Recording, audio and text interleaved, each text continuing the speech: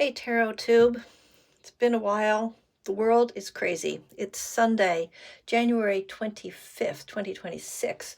We're having quite the snowstorm outside. I'm very tired from shoveling, but I think I'm going to be doing a reading every day this week about resistance. I'm going to start small with the not heartbreaking thing. Well, no, it's all heartbreaking. We're going to be using the Hoodoo Tarot.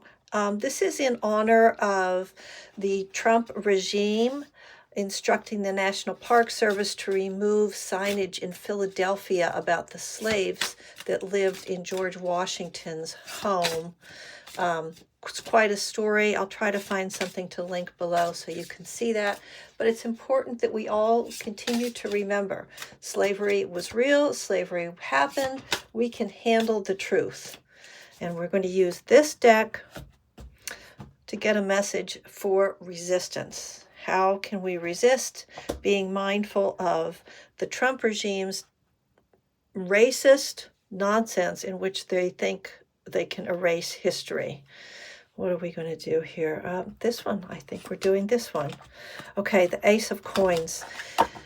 Now, there's a wonderful guidebook, and if you don't have this tarot, I would ask that you consider adding it to your collection. It's really wonderful. I love the art, and there's a great guidebook. But what's the meaning I'm going to get here? Ace of Coins. All right, this is probably a sweet potato pie, probably.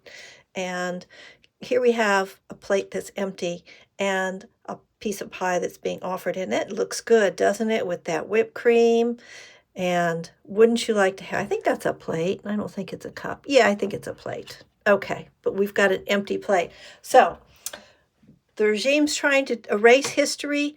It's our job to put that meal back on the plate. Put it back on the plate. Have a conversation with somebody.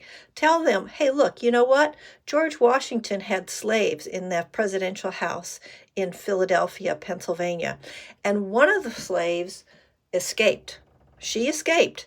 And George Washington, that's right, first president of the United States, he tried to chase her down and get her back. He just didn't let her go.